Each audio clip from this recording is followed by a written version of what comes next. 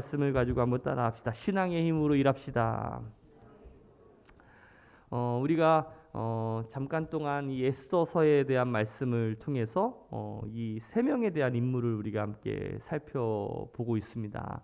첫 번째가 이 아하수아에로 왕을 통해서 말씀에 있는 신앙, 말씀이 있는 신앙이 얼마나 중요한지에 대해서 우리가 함께 살펴봤고, 우리가 지난 시간에 이 모르드게를 그 인물을 살펴보면서 우리가 어떻게 해야지 하나님께 쓰임 받을 수 있는 인생이 될 수 있을까?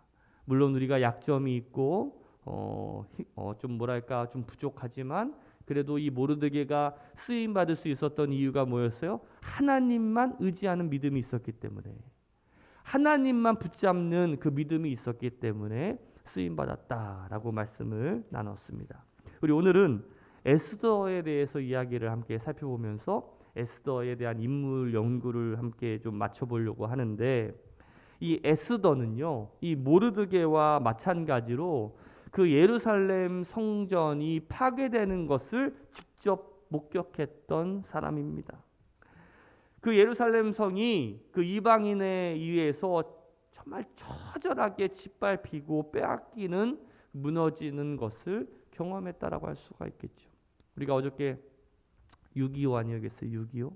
이 전쟁이라는 것이 여러분들, 우리가 전쟁의 시대를 겪지 못한 분들도 많이 있지만 우리가 뭐 러시아나 우크라이나 여러분들 그 전쟁을 통해서 참혹한 현장들을 많이 목격하고 있지 않습니까? 이 전쟁이라는 것은요, 참 많은 것들을 빼앗아 갑니다. 그 중에 가장 슬픈 건 우리 가족을 잃어버린다라는 거죠. 이 어린 나이에 이 에스더가 이 예루살렘이 빼앗기는 그 과정을 경험한 것, 아마 엄청난 충격이었을 거예요.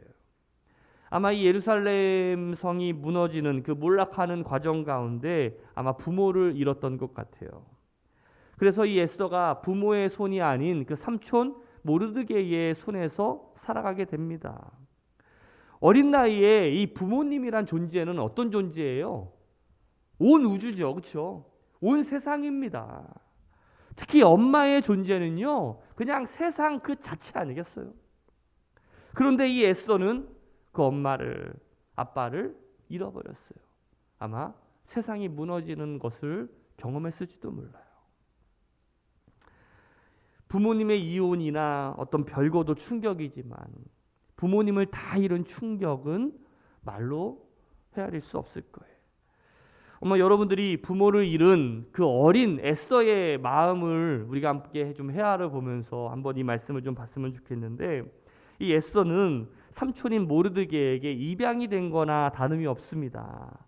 우리도 주변에 보면 좀 고아나 또 상황이 여의치 못해서 다른 가족에게 의해서 어떤 길러지는, 키워지는 그런 어려운 아이들을 보게 되는데, 그 아이들의 특징이 한결같이 눈치가 빨라요, 느려요? 빨라요. 눈치가 빨라요. 애늙은이 같은 느낌이 들 때가 있어요.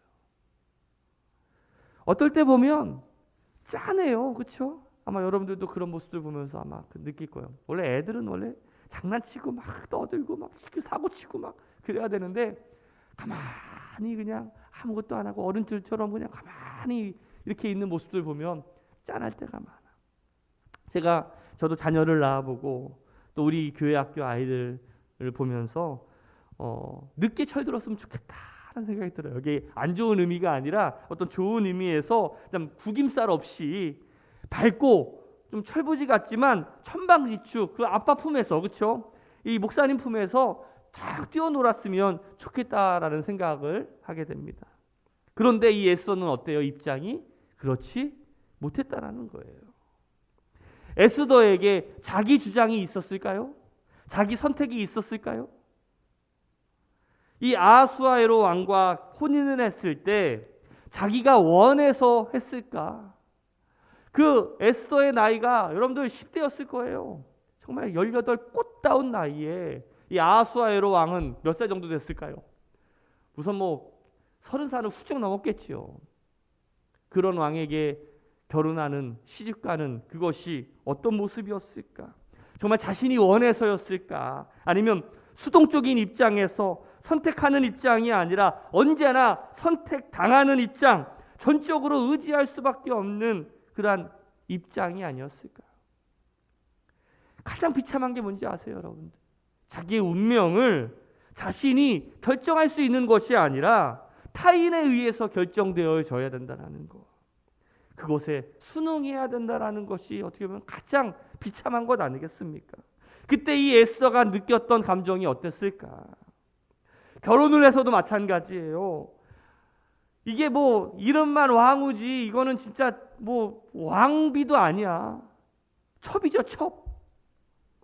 더욱이 남편을 만날 때 남편이 불러줘야지만 그 남편을 만날 수 있었어요. 여러분들 에스더서 4장 11절 말씀을 보면 같이 한번 읽어볼까요? 시작. 왕의 신하들과 왕의 각 지방 백성이 다 알거니와 남녀를 막론하고 부름을 받지 아니하고 안뜰로 들어가서 왕에게 나아가면 오직 죽이는 법이요 왕이 그 자에게 금규를 내밀어야 살 것이라. 이제 내가 부름을 입어 왕에게 나아가지 못한 지가 얼마? 이미 30일이라. 지금 왕이 그 에스더를 부르지도 않은 지가 벌써 한 달이나 지나가고 있다는 거예요. 어떻게 이런 사람을 남편이라고 부를 수 있겠어요? 여러분들이 지금 결혼 생활 하는데 남편이 여러분들 한 달 동안 부르지도 않고 만나주지도 않고 뭐 그게 남편이에요? 말도 안 되는 일이죠. 여러분들 에스더가 이 히브리식의 이름은 하다사였어요. 하다사. 그런데 이 바벨론 포로로 끌려간 뒤에 그 페르시아식의 이름으로 이 에스더라고 하는 이름으로 바뀌게 된 거죠. 2장 7절 말씀을 보면 그의 삼촌의 딸 하다사 곧 에스더는 부모가 없었으나 용모가 곱고 아리따운 처녀라. 그의 부모가 죽은 후에 모르드게가 자기 딸같이 양육하더라 라고 말씀하고 있어. 한번 생각을 해보세요. 여러분들의 이름이 아까 전에 우리 정재현 성도를 이재현 성도로 이름 성까지 바꿔놨는데 그 이름이 갑자기 바뀐다라고 생각을 해보세요. 하루아침에. 내가 원해서고 아니고. 어떤 사람은 이름을 이쁘게 하기 위해서 이렇게 이름을 바꾸기도 하지만 그런데 그것이 아니라 타의에 의해서 이루어진다면 어떨까? 여러분들 일제시대를 겪으면서 우리가 식민지 시대를 살아갈 때 창씨개명을 했잖아요. 그치? 이제 김태훈이 아니라 스즈키야. 김태훈이 아니라 다카하시. 막 이렇게 부르는 다카하시 김. 그렇다면 우리들의 정체성이 어떻게 될까? 오늘 에스더에게도 정말 그 사춘기 같은 그 어린 나이에 이름이 바뀌는 삶을 경험했을 때 정말 나는 누구인가라는 어떤 위기감이 있지 않았을까? 내가 지금 원래 하나님을 믿는 유대인이잖아요. 유대인으로서 어떻게 보면 어떤 굉장히 자기가 어떤 유대인으로서 자기가 굉장히 자부심이 있었을 텐데 이제 왕비가 되고 나서 나라도 빼앗기고 그 왕궁에서는 그 자신이 유대인이라는 것을 자랑할 수 없었어요. 숨기며 살아갈 수밖에 없었겠죠. 안식일을 지킬 수 있었을까요? 아니면 먹는 음식이 여러분들 구별되어 있잖아요. 유대인들은. 그런데 우상 숭배했던 음식을 먹었을 그 가능성이 굉장히 컸을 거예요. 자기의 선택권이 없었겠죠. 아마 이 에스더의 모습을 보면 그 마음속이 완전히 골마 터져버린 어떤 상처투성이었을 것이고 어떤 무력감, 어떤 자신이 어떤 선택이나 그런 것을 할 수 없는 오로지 어떤 의존적인 삶을 살아갈 수밖에 없는 눈치를 보면서 그렇죠? 어떻게 하면 자기 자리를 노리는 그러한 적수로부터의 자기를 지키기 위한 정말 힘든 삶을 살아갈 수밖에 없었을 거예요. 한마디로 말하면 이런 삶을 제정신이 아닌 삶을 살 수밖에 없지 않았을까? 겉으로 보면은 여러분들 왕비 얼마나 멋있습니까? 그렇죠? 얼마나 겉으로 보기에는 화려할지 모르겠지만 그 속에 엄청난 아픔과 상처를 가지고 살았다라는 거예요. 그런데 이것은 오직 주님의 사랑으로 하나님의 만져주심으로만 치유될 수 있다라는 거예요. 저는 오늘 여러분들도 여러분들 가운데 있는 그러한 상처와 아픔들이 오늘 하나님이 주시는 그러한 회복의 치유의 손길을 통해서 회복되어지는 시간들이 되시기를 주님의 이름으로 축복합니다. 하나님의 만져주심이 이 시간 여러분들에게 임하시기를 축복해요. 오늘 본문의 말씀을 보면 에스더가 죽기를 각오하고 죽으면 죽으리라라는 마음으로 이 왕에게 나아가는 그 장면이 나오게 되죠. 어떻게 보면 4장을 보면 이제 유대인들이 진멸을 당할 위기에 처하게 됩니다.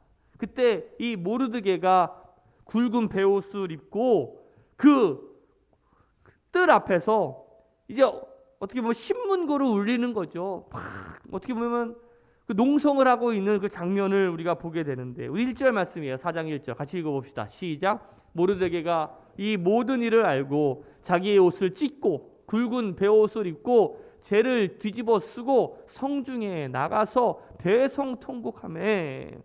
자, 지금 베옷을 입었다라는 것은 우리로 치면 상복이에요. 그렇죠? 상복을 입고 재를 뒤집어 쓰고 그 성중에 나가서 막 울면서 막 농성을 하고 있는 거죠. 자, 4절 말씀을 보세요. 4절.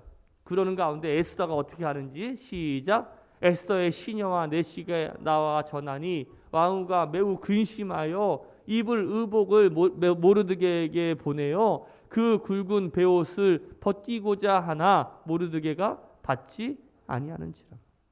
자, 에스더가 지금 그 농성하고 있는 그 모르드게에게 뭘 줘요?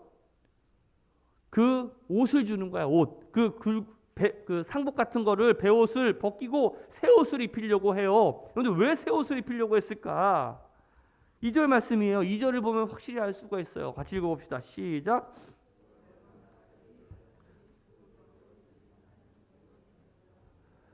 자, 여러분들 모르드게는 일반 백성이에요? 관원이에요? 관원이에요. 관원이라고 하면 당연히 대궐로 들어가야 되는 거야. 그런데 지금 자기가 굵은 베옷을 입고서는 대궐로 들어갈 수 있어요? 없어요? 그러면 내가 지금 일하지 않겠다라는 거예요. 그럼 무슨 말이에요? 왕이 너 말 안 들으면 어떻게 해요? 죽일 수 있어. 일하지 않겠다라는 건 죽여달라는 뜻 아니겠어요? 우리나라에서도 여러분들 그 사극 같은 거 보면 유생들이나 그런 뭐 선비들이 이렇게 머리 풀고 상복 입고 임금 앞에서 막 그냥 상소 올리면서 막 하는 그 장면들을 여러분들 보지 않습니까? 그런데 에스더의 모습을 보면 어때요? 우리가 어떤 그 삼촌이 그렇게 하는 일을 보면 먼저 왜 저렇게 하는지를 알아보고 생각해야 되는데 그냥 빨리 그 상황만을 모면하려고 하는 거죠. 옷만 바꿔 입으면 문제가 다 해결되는 줄 알아. 그러니까 문제 앞에서 빨리 그 문제를 빨리 해결하고 그냥 대충 넘어가려고 하는 그 에스더의 모습을 우리가 보게 돼요. 대개 보면 자존감이 떨어지거나 상처 입은 사람들의 모습이 보통 그럴 때가 많아요. 그냥 어떤 어려움이 직면했을 때에 그 문제 앞에서 왜 내가 그 일들을 당하고 또 고민하고 그 문제에 직면해서 내가 어떻게 해야 될지를 선택하지 못하고 그냥 피하기만 하려고, 그냥 문제만 회피하면 되려고 하는 그 마음들이 있다라는 거예요. 그것이 바로 상처 입은 사람들의 특징이라고 할 수가 있겠죠. 그런데 에스더가 완전히 바뀌는 사건들이 나타나게 되는데, 이 모르드게가 에스더의 옷을 받지 않자 종들을 시켜서 이제 자초지정이 무엇인지를 알아보게 합니다. 처음에는 에스더가 수동적으로 의존적으로 일했지만 지금은 어때요? 능동적으로 자기가 스스로 판단해서 일하고 있는 것을 보게 돼요. 한때 우리나라에 마마보이라는 말이 유행했을 때가 있습니다. 마마보이. 나는 마마보이다 하는 사람 손 들어보세요. 여자들도 해당되는 거예요. 마마보이는요. 드라마에서도 영화에서도 마마보이가 참 많이 나왔는데, 그러니까 마마보이란 뜻이 뭐예요? 내가 어른이 되었음에도 불구하고 자기 혼자 결정하지 못하고 판단하지 못하고 부모에게 항상 의존한다라는 거죠. 여러분들 요즘에 특히 아이들의 모습이 참 그래요. 아이들의 모습이 맨날 부모들이 너무나 간섭을 하다 보니까 이 아이들이 자기 혼자 무엇을 할지도 몰라요. 그래서 우리가 아이들을 양육할 때도 마찬가지죠. 아이들이 언제부터 독립적인 인격체로 서기 시작합니까? 자기 스스로 결정을 내리기 시작할 때부터예요. 그래서 아이에게 스스로 결정을 내릴 수 있도록 지도하고 양육하는 것이 정말 훌륭한 부모라고 할 수가 있는 거죠. 신앙은 부모가 시켜서가 아니라 누군가 다그쳐서 되는 것이 아니에요. 자신이 하나님의 말씀을 붙잡고 그 결정을 내릴 때부터 그 신앙이 시작되는 거예요. 그래서 말씀이 그만큼 중요한 거예요. 오늘 제가 여러분들에게 드리는 이 설교 말씀, 이 말씀 가운데 어떤 사람은 이 말씀을 붙잡고 내가 이렇게 살아야 되겠다라고 하는 사람이 있어요. 내가 정말 이렇게 삶을 살아가야 되겠다라고 결단을 내릴 때 그때부터 우리의 신앙이 성장하게 되는 것이고 시작되는 것이죠.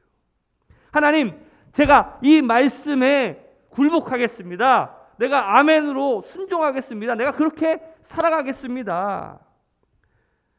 그런데 이 결정을 내릴 때부터 믿음이 성장하게 되는데 아직도 교회 나올 때 누가 연락해야지만 나오고 또 누군가 데리고 와야지만 나오고 이렇다면 우리들의 수준은 아직도 어린아이에 불과한 거예요. 목사님이 전화해야, 목자들이 전화해야 연락하고 그래야 예배 나오고 말씀 보고 기도한다라는 것은 아직 우리의 신앙이 미숙하고 의존적이라는 것이죠. 그런데 여기에 중요한 원리가 있습니다. 내가 결정을 내리기 시작한 때부터 믿음이 성장한다는 거예요. 한번 따라합시다. 고백에 능력이 있습니다. 내가 결단하고 고백할 때 그때부터 우리의 신앙이 시작이 되는 거예요. 내가 희생하겠다라는 그러한 결정을 내릴 때에 믿음이 성장이 있어요. 결정하지 않으면 절대로 성장이 있을 수 없다라는 거예요. 그런데 믿음의 조상 아브라함이 언제부터 하나님 앞에서 믿음의 사람으로 시작이 됩니까? 그럼 창세기 12장 1절과 2절 말씀이에요. 한번 읽어봅시다. 시작. 여호와께서 아브라함에게 이르시되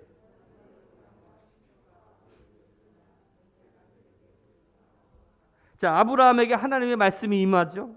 말씀을 들은 후에 아브라함이 어떻게 합니까? 4절이에요. 이에 아브라함이 여호와의 말씀을 따라갔고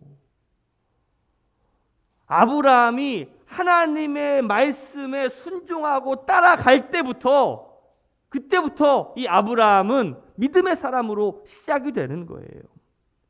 순종하면서 결정을 내리는 거예요. 누가 결정한 거예요? 내가 한 거예요. 바로 아브라함이 내가 이제 그 하나님의 약속의 말씀을 붙잡고 내가 하나님 믿고 나아가겠습니다. 다른 사람이 시켜서 간 게 아니에요. 끌고 간 게 아니에요. 자기가 선택해서 결정하면서 간 거예요. 이때부터 하나님의 자녀로 거듭나게 되는 것이고 하나님의 자녀로 출발하게 되는 것이죠. 여러분들 다니엘이 하나님 앞에서 능력 있게 쓰임받게 된 그 시기가 언제부터입니까? 우리 다니엘 1장 8절 말씀이에요. 같이 한번 읽어봅시다. 시작. 다니엘은 뜻을 정하여 왕의 음식과 그가 마시는 포도주로 자기를 더럽히지 아니하리라 하고 자기를 더럽히지 아니하도록 환관장에게 구하니. 여러분들 뜻을 정했어요. 누가 정했어요? 다니엘이 정했어요. 자기가 정한 거예요. 내가 하나님의 말씀에 하나님의 기준에 내가 맞게 내가 살아가겠습니다. 그게 아멘이잖아요. 아멘 하겠습니다. 순종하겠습니다. 라고 뜻을 정했다라는 거예요. 왕이 주는 음식이 아닌 하나님의 말씀으로 내가 살아가겠습니다. 라고 뜻을 정하게 되었을 때 그때부터 다니엘의 믿음이 폭발적으로 성숙하게 성장하게 되었다는 거예요. 제가 전에 한번 설교를 하면서 이런 말씀을 드린 적이 있어요. 저기 나이를 세우는 말씀에도 있는데 과거는 해석에 따라 바뀌고 현재는 행동에 따라 바뀌며 미래는 결정에 따라 바뀐다라고 되어 있어요. 여러분들 다 미래가 바뀌시기를 원하고 계시잖아요. 그러면 어떻게 해야 됩니까? 내가 하나님의 말씀 앞에서 내가 어떻게 결정하느냐에 따라서 나의 미래가 달라지게 된다는 거예요. 여러분 하나님을 붙잡으시기를 주님의 이름으로 축복합니다.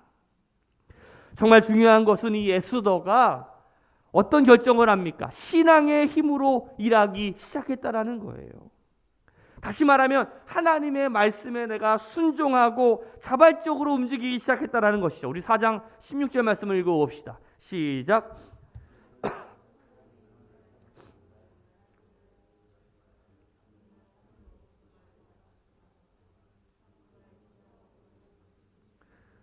규례를 어기고 왕에게 나아가리니 죽으면 죽으리다 하니라. 오늘 우리 교회 시간에도 예배 순서 시간에 결단의 시간이라는 것이 있잖아요. 전에 옛날에 우리 신앙생활 하셨던 분들은 그 많은 교회에서 그런 결단 시간들이 굉장히 많이 있었어요. 여러분들 우리 교회에도 이 결단의 시간이 있는데 매번 그냥 반복되는 그냥 순서구나라고 여기시는 분들도 있지만 어떤 누군가에게는 어떤 사람에게는 내가 정말 하나님께 진심으로 내가 아멘 순종하겠습니다. 내가 말씀에 굴복하겠습니다. 어떤 그런 결단과 다짐의 시간이 되는 것도 있어요. 말씀의 인도하심에 대해서 내가 결단함으로 하나님의 은혜와 계획 가운데 내 인생을 맡기고 던지겠다라는 의지죠.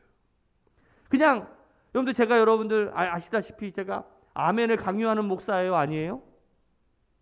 아니에요. 저는 여러분들에게 아멘 뭐 그냥 습관적으로 믿으십니까? 아멘 이렇게 강요하지 않아요. 왜 그래요? 아멘은 좀 무거운 의미가 있어요.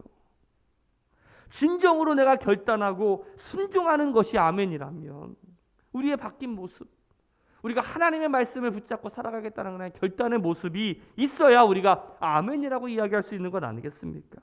저는 우리 새로운학교 성도들이 더 이상 물러서지 말고 믿음의 열매를 맺고 순종하는 우리 새로운학교 성도들이 되시기를 주님의 이름으로 축복합니다. 심리학 용어 가운데 라포르라고 하는 용어가 있어요. 라뽀라고도 부르는데 이 뜻은 사람과 사람 사이에 생기는 어떤 상호 신뢰 관계를 표현하는 심리학적인 용어예요. 서로 마음이 어떻게 보면 통한다라든지 어떤 일이라도 이렇게 털어놓을 수 있는 또 말하거나 어떤 감정적으로 이렇게 이어지는 그런 관계를 이 라포르라고 표현하고 있는데 쉽게 말하면 이거예요. 우리가 함께 느끼는 것, 함께 아파하고 함께 기뻐하는 것. 이거를 지금 우리 교회 공동체에서 하고 있어요? 안 하고 있어요?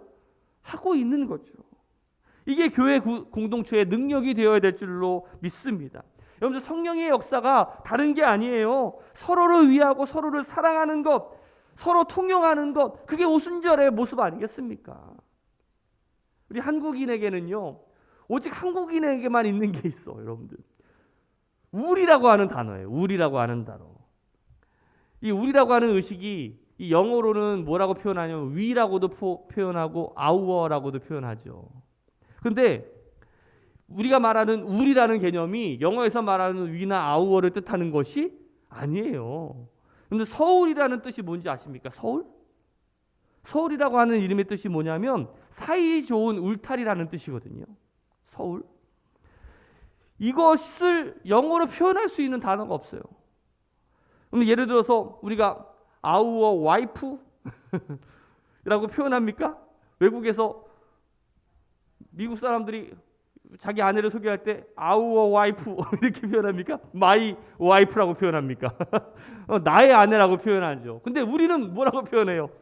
우리 아내, 우리 남편. 뭐 공용으로 쓰는 건가? 공유 개념인가? 하루는 이 집에서 쓰고 하루는 이 집에서 쓰고. 여러분들 우리가 미국에 가서 우리 와이프 이렇게 표현하면 외국 사람들 헷갈려해요. 얘네들은 뭐야? 그렇죠. 그런데 우리는 자연스럽게 우리 아내, 우리 목사님, 우리 장로님, 우리 남편 이렇게 표현해도 다 알아들어요? 못 알아들어요? 알아들어요.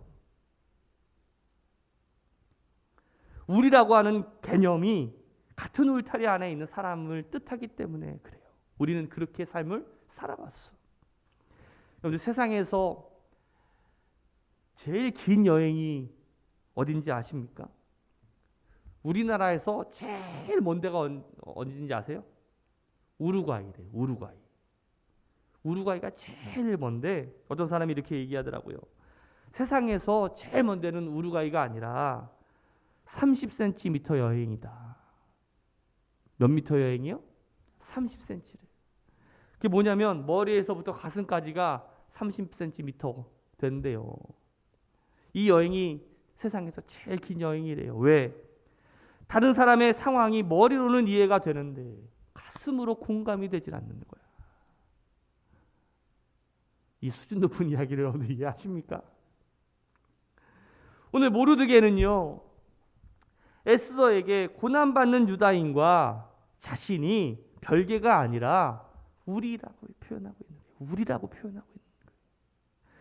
자, 4장 13절과 14절 말씀 봅시다. 시작. 모르드게가 시켜 에스더에게 회답하되 너는 왕궁에 있으니 모든 유다인 중에 홀로 목숨을 건지리라 생각하지 말라.